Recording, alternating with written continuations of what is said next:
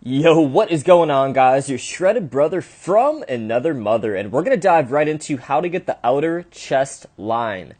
And this is actually somewhat complicated if you do traditional exercises like the bench press and, the dumbbell incline and all these traditional exercises you guys are doing on chest day. You actually won't get that really aesthetic outer chest line.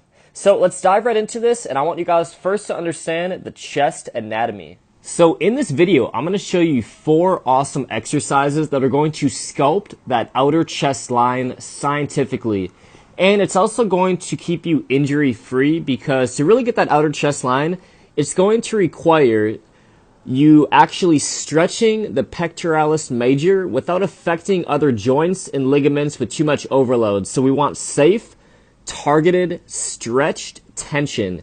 And that is exactly what these 4 exercises are going to give you in this video. The first of the 4 pectoral muscles is the pectoralis major. Now, as you can see, this is a very large muscle group, relatively speaking. It's one of the largest muscles in your body. It's not quite as large as, say, the quads, the glutes, the hamstrings, but it is one of the largest upper body muscle groups. And as you can see, it stretches all the way across, almost into like your shoulder area.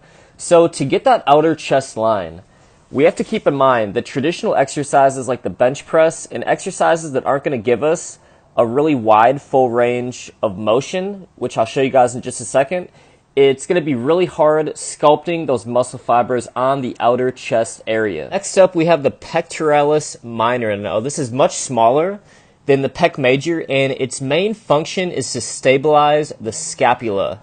And as you can see, it actually originates all the way on the side here from the anterior aspect of the 3rd, 4th, and 5th ribs. And it's going to insert into the medial aspect of something called the coracoid process. So as you can see, it's very scientific, but this is going to really help push the pectoralis major out on the outer portion of your chest. As we're going to skip over the 3rd pectoral muscle, it's actually like your little sliver of upper chest area.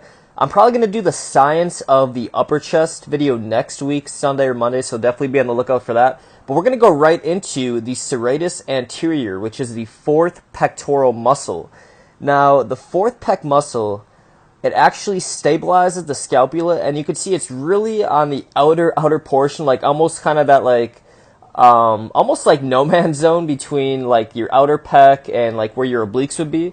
So this is a really important muscle group for aesthetics. It's a very often overlooked muscle group, and it's going to be really crucial to get not only awesome looking like upper obliques, but also to get that outer chest line. So we're going to indirectly work that muscle group during all of these exercises. So let's dive right into these 4 exercises that are going to get you that outer chest line. So real quick, I want to show you a visual example of 2 people lightly muscled, like obviously nowhere near what Greg Plitt is. So just to show you an example of maybe like someone 2 to 3 years in the gym and someone who has a really aesthetic chest, like fully has that outer chest and all the different heads of the pec developed, versus somebody who does not, that I would say has a pretty close amount of muscle mass.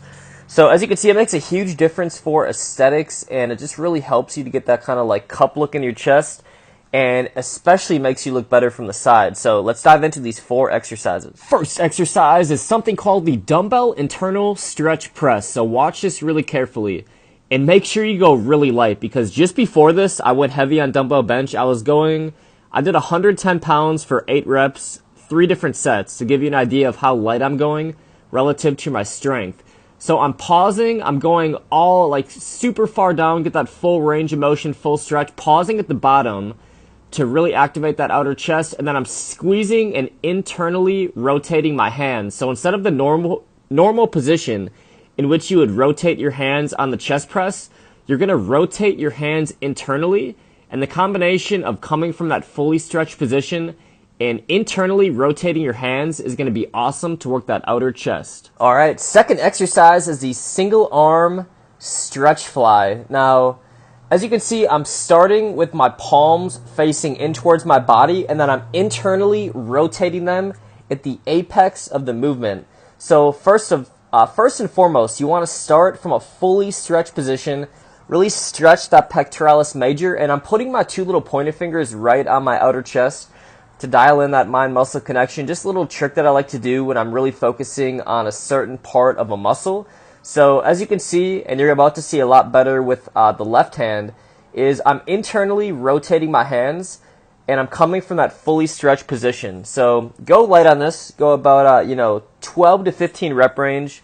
And as you can see me, I'm starting all the way back from that stretched position. And then instead of rotating my hands the normal way that you would typically do on the fly machine, what you're going to do is you're going to internally rotate your hands. And this one is pretty killer, especially I recommend doing this towards the end of your workout. And once you have a fatigued chest and you do this with that full range of motion, you guys are going to really feel it right in the outer chest. So second exercise to get that outer chest line. Next up, we have the extended mid cable fly. Now, this is another great way to basically maintain injury-free rotator cuffs and shoulders without doing too much overload, say on the traditional like dumbbell fly. So I really like doing it with cables more than dumbbells on this because I can fully stretch back without kind of like losing control and potentially tearing something in my shoulders. So I'm coming from a fully stretched position and then I'm slightly rotating my hands inward, and you're going to get a savage pump and you're going to really feel it right in the outer chest. Go about 12 to 15 reps on this. Next up, we have outer chest targeted dips. Now see how I'm doing it right here? This is how you should not do it. My chest is coming up way too much. My shoulders are coming forward too much. This will not target the outer chest. Here is how it should be done to hit the outer chest more. Keep your shoulders back, try to keep your body in a straight line, and go down nice and slow and deep. And you can really feel it more in your outer chest. You can see my anterior deltoids really working throughout the movement. So go like 12 to 15 rep range and really focus on squeezing the outer chest. I really hope you enjoyed this video. I'm going to link in the description below 2 awesome videos that are going to complement these exercises really well. Just last week I uploaded 3 awesome upper chest exercises you're not doing, and then I also filmed 2 weeks ago a really good lower chest workout. So you combine these exercises with those videos and you have an awesome routine for Chest Monday. So if this is your first time here, definitely subscribe, hit that notification bell. We have a ton of aesthetic workout videos for every single muscle group, so make sure you subscribe, hit that notification bell, and I will be in touch very soon working on a bunch of awesome videos for the channel. So thank you guys so much, and I will see you on the next video.